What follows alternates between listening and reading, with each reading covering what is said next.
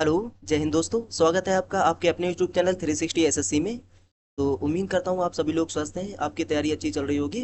तो आज की इस वीडियो में हम हरियाणा सीईटी के 27 जुलाई की शिफ्ट 1 का सॉल्यूशन करने वाले हैं। तो चलिए वीडियो को स्टार्ट करते हैं, आप लोग वीडियो को एंड तक देख लीजिए।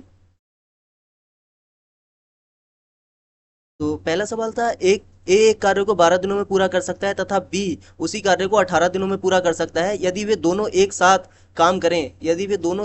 काम करें तो काम पूरा करने में उन्हें कितने दिन लगेंगे। ठीक है, एक ए किसी कार्य को 12 दिनों में कर सकता है, ठीक है ना, और बी उसी कार्य को 18 दिनों में कर सकता है।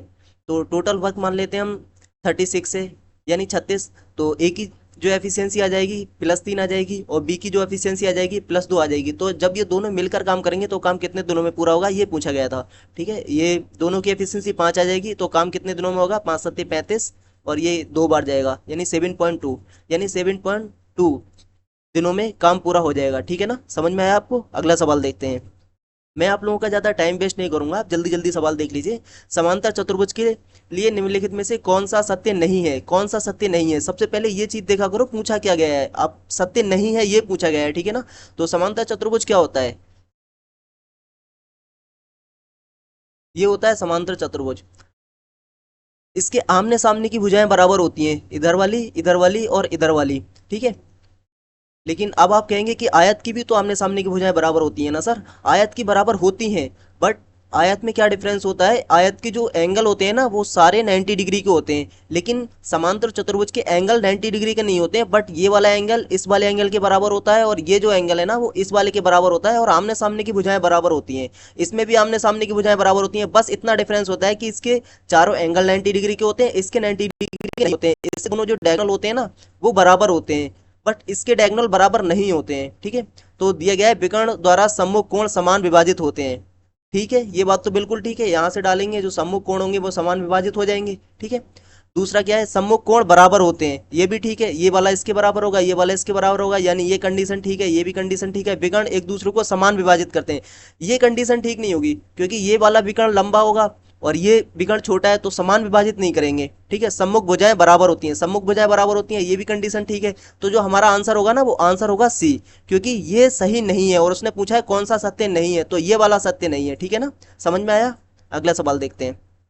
दो मित्र हैं ए और बी, एक व्यवसाय में 3:5 के अनुपात से निवेश करते हैं। वर्ष के अंत में उन्होंने 40,000 का लाभ कमाया है, लाभ में ए का कितना हिस्सा है। ठीक है, तो जो 3:5 के अनुपात में निवेश करते हैं, तो जिस अनुपात में निवेश करते हैं उसी अनुपात में उनका प्रॉफिट भी होगा। तो दोनों का टोटल कितना निवेश हुआ, 8, और 8 की वैल्यू दे रखी है कितनी, 40,000, 40,000। ठीक है ना, तो एक की वैल्यू कितनी आ जाएगी, 5,000। कितनी आ गई, 5,000। तो ये ए है और ये बी है, तो हमसे ए की वैल्यू पूछिए ना, तो 5,000 से मल्टीप्लाई कर दो यानी 15,000। तो बी की जो वैल्यू आ जाएगी ना वो 15,000 आ जाएगी। ठीक है ना, मैंने 000 को के लिख दिया है, एग्जाम में टाइम बचाने के लिए लिख सकते हैं। ठीक है, अगला सवाल देखते हैं। एक वेतन में 25% की वृद्धि होती है, ठीक है, और बाद में नए वेतन में 20% काट लिया जाता है। यदि अंतिम वेतन 12,000 रुपए है तो वास्तविक वेतन क्या था। ठीक है, हम मान लेते हैं वास्तविक वेतन एक्स था, 25% की वृद्धि होती है, 25% की जो फ्रैक्शन वैल्यू होती है वो कितनी होती है, 1/4 होती है। अगर एक की वृद्धि हो जाएगी तो अब कितना हो जाएगा, ये अब हो जाएगा ये 5/4, एक्स का 5/4। अगले क्या किया इन्होंने, 20% काट लिया, 20% की जो फ्रैक्शन होती है वो कितनी होती है, 1/5 होती है, यानी 5 में से 1 काट लिया तो बचा कितना, 4/5। कितना बचा, 4/5, और बराबर किसके हो गया, ये 12,000। अब इन्होंने पूछा है इनिशियल वेतन जो था वो कितना था, इस 4 से ये 4 कट गया, ये 5 से ये वाला 5 कट गया, यानी एक्स की जो वैल्यू आ गई ना वो 12,000 आ गई। तो जो इनिशियल था ना वो भी 12,000 था, जो नेट चेंज हुआ ना वो जीरो हो गया, नेट चेंज जीरो हो गया, तो अंतिम 12,000 था, तो इनिशियल भी क्या हुआ, 12,000। ठीक है ना, अगला सवाल देखते हैं। आप इसको सक्सेसिव भी कर सकते हैं, 25 और ये कितना हो जाएगा, वृद्धि की जाती है, नए वेतन में 20% काट लिया जाता है, 5%, और माइनस, अगर आप इसको सक्सेसिव भी करना चाहें ना, 25% और माइनस का 20%, तो कैसे करेंगे, 5% और इन दोनों को माइनस कर लो, 25 दूनी 50, यानी 500/100। तो जो नेट चेंज हुआ ना वो 0% का हुआ, नेट चेंज 0% का हुआ, नहीं जो इनिशियल था वही लास्ट में बचा है। ठीक है, इस तरीके से भी कर सकते हैं आप, इस तरीके से भी कर सकते हैं सक्सेसिव करके। ठीक है ना, अगला सवाल। यदि 8,000 रुपए को चक्रवृद्धि ब्याज से निवेश करने पर 3 वर्ष बाद ब्याज के रूप में 1,261 रुपए प्राप्त होते हैं तो वार्षिक ब्याज की दर कितनी है। ठीक है, तो वार्षिक ब्याज की दर बताना है, तो सबसे पहले हम ये देख लेते हैं जो 1261 रुपए है वो 8,000 का कितना परसेंट है। तो हम वार्षिक ब्याज की दर का अनुमान लगा सकते हैं कि किस में इतने परसेंट जाएगी, ठीक है ना। अगर हम ऐसे भी 10% लेना चाहें ना तो 33.1% होता है। तो 8,000 का अगर 33.1% भी निकालेंगे तो ये कितना हो जाएगा, ये कैंसिल और ये परसेंटेज से दो जीरो कैंसिल हो गए थे। तो आठ, आठ तिया चौबीस, आठ तिया चौबीस और दो छब्बीस, यानी 2648 होता, लेकिन है कितना 1261। यानी ये तो दिख रहा है कि 10% वैल्यू नहीं होगी। अब जब 10% वैल्यू नहीं होगी तो 17% तो बिल्कुल नहीं होगी, क्योंकि और ज़्यादा ब्याज आ जाएगा 17 से, और 25 से तो 17 से भी ज़्यादा ब्याज आ जाएगा। अगर हम इस तरीके से भी जाएँ तो हमारे पास बस एक ही ऑप्शन बचा, वो होगा 5%। तो सिर्फ 5% ही ब्याज की दर हो सकती है, क्योंकि जब 10% ही 2648 के समथिंग जा रहा है तो फिर 17 और 25 तो और ज़्यादा जाएंगे, यानी जो हमारा आंसर होगा वो 5% होगा। अगर आप इसको करना भी चाहें ना तो आप इस तरीके से कर सकते हैं, जो 61 है ना वो 8,000 का कितना परसेंट है, 8,000 का कितना परसेंट है। अगर आप ये दो जीरो से दो जीरो काट लें, 8 से ये काट लें तो कितने बार जाएगा, एक बार, चार बचा, कितने बार गया, 5 बार, फिर 6 बचा, फिर ये कितने बार पॉइंट लगाया, कितने बार गया, 7, यानी 15 पॉइंट समथिंग परसेंट आ रहा है। अगर हम 5 का 3 बार सक्सेसिव करते हैं तो 15.7625% आता है, यानी ये इसी के बराबर आएगा। अगर आप आगे मल्टीप्लाई करके, आगे आप डिवाइड करके देखेंगे तो जो वैल्यू है ना वो 5% है। आप बस इससे चेक करके आगे बढ़ सकते थे, ठीक है ना, समझ में आया। अगला सवाल देखते हैं। 2/11 का दशमलव रूप क्या है, ठीक है, 2/11। तो अगर आप इसमें तो सिंपल था, आप डिवाइड ही करके देख लो।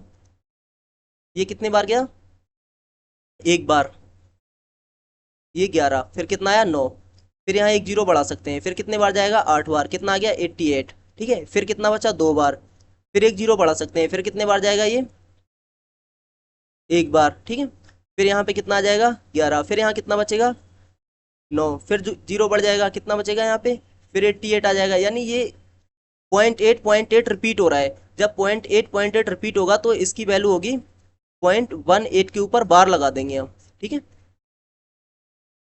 ये आ जाएगा पॉइंट, ठीक ना। अग्रवाल, एक दुकानदार एक वस्तु पर 2,000 रुपये अंकित करता है तथा 15% व 10% की क्रमिक छूट देता है। वस्तु का अंतिम विक्रय मूल्य क्या होगा। देखो इसको भी दो तरीके से कर सकते हैं, एक तो आप इन दोनों का सक्सेसिव भी ले सकते हो, और दूसरा मेथड जो मैंने अभी आपको बताया था, यानी 2,000 रुपये ये हैं, ठीक है, पहले उसने क्या किया, 2% की लगातार उसने छूट दे दी।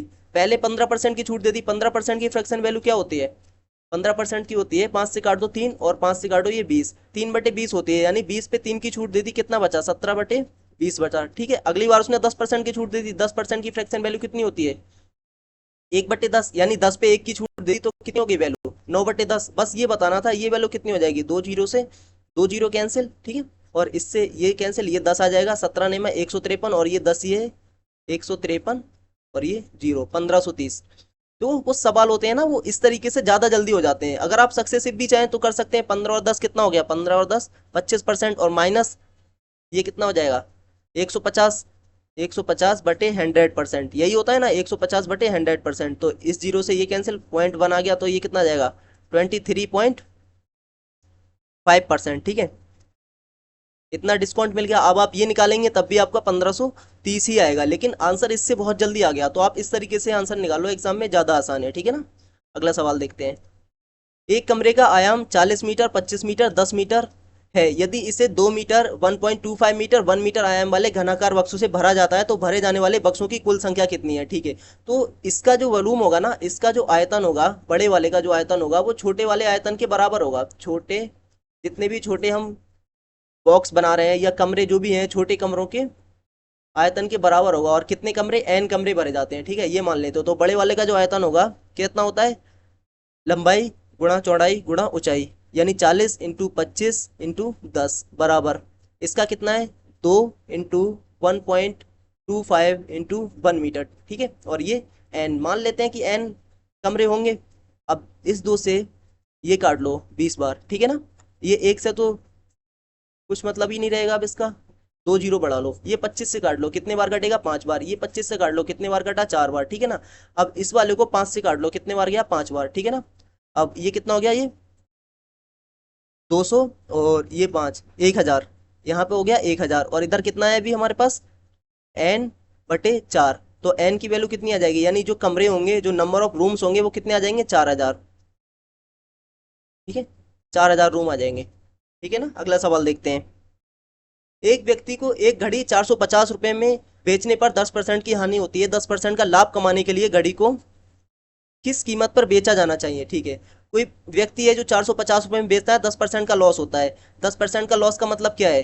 10% की फ्रैक्शन वैल्यू होती है 1/10, यानी जो उसका सीपी था अगर 10 था तो उसका जो एसपी हो जाएगा वो एक कम हो जाएगा, एक का लॉस यानी 9। तो उसको कितना 10% की हानि हो गई, तो जो एसपी था वो 9 रुपये था, लेकिन 9 की वैल्यू दे रखी है कितनी? 450। ठीक है ना, 450 कितने बार जाएगा ये? 50, 5 बार। ठीक है, तो जो उसका सीपी होगा वो कितना हो जाएगा? 500 रुपये। यानी उसका जो सीपी था वो 500 रुपये था। अब वो कह रहा है कि 10% का लाभ कमाने के लिए कितने रुपए में बेचा जाना चाहिए? 10% की फ्रैक्शन वैल्यू फिर से 1/10 होती है, लेकिन अब प्रॉफिट कमाना है तो कितने पे बेचा जाना चाहिए? 11/10 रुपये में। तो 500 का 11/10 में बेचा जाना चाहिए। इस जीरो से ये कैंसिल हो जाएगा, 11×5 = 55, यानी ये 550। अब जो नया एसपी होना चाहिए वो 550 होना चाहिए। ठीक है, 550 रुपये में बेचने पर उसको 10% का प्रॉफिट होगा। अगर आप ऑप्शन से भी करते ना तो 10% के प्रॉफिट के लिए 11/10 करना होता है, और 11 का मल्टीपल सिर्फ 55 ही है। अगर आप ऑप्शन से करते तो आप 10 सेकंड में आंसर लगा सकते थे। ठीक है ना, अगले देखते हैं। एक्स बराबर दे रखा था √-27, तो एक्स की वैल्यू पूछिए। एक्स की वैल्यू 0 तो नहीं होगी, एक्स की वैल्यू 3 नहीं होगी, माइनस का एक्स की वैल्यू होगी -3, क्योंकि माइनस का जो 3 का क्यूब होता है ना वो -27 होता है। ठीक है, तो अगर इसका क्यूब रूट करेंगे तो -3 आ जाएगा। अब अपरिभाषित तो होगा नहीं। ठीक है, अगला सवाल। एक व्यक्ति 4 घंटे में 120 किलोमीटर की यात्रा करता है। ठीक है, यदि वह अपनी गति 10 किलोमीटर प्रति घंटा बढ़ा देता है तो समान दूरी तय करने में उसे कितना समय लगेगा? पहले उसकी स्पीड निकाल तो लेते हैं। स्पीड कितनी हो जाएगी? स्पीड होती है डिस्टेंस अपॉन टाइम। तो डिस्टेंस कितनी चल रहा है वो? 120, और कितने टाइम में? 4 घंटे में। तो जो उसकी स्पीड थी ना वो 30 किलोमीटर पर आवर की थी, लेकिन अब क्या कह रहा है उसने? 10 बढ़ा दिया, यानी अब हो गई 40 किलोमीटर पर आवर की स्पीड। उतनी ही डिस्टेंस चलने में उसे कितना टाइम लगेगा? यानी 120 चलने में 40 की स्पीड से उसको अब 3 आवर लगने वाले हैं, यानी 3 घंटे लगने वाले हैं उसे। ठीक है, अगला सवाल। ये दे रखा है √4 और इसके अंदर एक क्यूब लगा रखा है, क्यूब √2 की पावर 2, इसकी वैल्यू बताना है। तो हम अंदर से सॉल्व करते हैं। देखो इसका जो वैल्यू होता है ना, अगर यहाँ कहीं ये लिखा हुआ है तो इसकी जो वैल्यू होती है वो इस तरीके से लिखते हैं, 4 की पावर 1/3। ठीक है, इसी कॉन्सेप्ट से इसे सॉल्व करेंगे। तो सबसे पहले इतना देखते हैं, ये इतनी वैल्यू देखते हैं, तो 2 की पावर 2 और इसकी पावर कितनी आ जाएगी? 1/3। ठीक है ना, तो इतना सॉल्व होके कितना आ जाएगा? 2 की पावर 2/3। ठीक है, अब इसके ऊपर क्या लगा हुआ है? 2 की पावर 2/3 के ऊपर लगा हुआ था पावर 4। तो जब इसको सॉल्व करेंगे तो 2 की पावर 2/3 की पावर 1/4 यही होता है ना। इससे कितने बार जाएगा? ये 2 बार। तो फाइनल क्या आ जाएगा? 2 की पावर 1/6, 2 की पावर 1/6 बचेगा। ठीक है, तो इसका जो आंसर हो जाएगा 2 की पावर 1/6 होगा। अगला सवाल देखते हैं। ये दे रखा था बॉड मास पे 10, ये कितना आ जाएगा? 6, 10 -6 प्लस ये कितना आ जाएगा? 4। तो कितना हो गया ये? 14 और -6 8, 8 आ गया ये। ठीक है, अगला सवाल देखते हैं। sin 90 degree into cos 90 degree की वैल्यू पूछ रखी है। ठीक है, तो पता है आपको sin 90 की वैल्यू 1 होती है, लेकिन cos 90 की वैल्यू 0 होती है, तो 1 × 0 0 हो जाएगा। ठीक है, अगला सवाल। दे रखा था A अनुपात B दे रखा है 3:2। ठीक है, और B अनुपात C दे रखा है 3:5। ठीक है, और हमें ABC बताना है। ABC बताने के लिए गैप मेथड होता है, यहाँ 3 है यहाँ भी 3 लिख दो। ठीक है, यहाँ 2 है तो यहाँ भी 2 लिख दो। ठीक है, अब इनकी मल्टीप्लाई कर लो, 6 और ये 10, यानी 9:6:10। ठीक है, अगला सवाल देखते हैं। बस इतने ही क्वेश्चन थे, तो उम्मीद करता हूँ आपको क्वेश्चन समझ में आए होंगे, और अगर समझ में आया है तो प्लीज़ वीडियो को लाइक कर दीजिए और चैनल को सब्सक्राइब कर लीजिए। मिलते हैं किसी नई वीडियो में किसी नए टॉपिक के साथ। तब तक के लिए जय हिंद, जय भारत।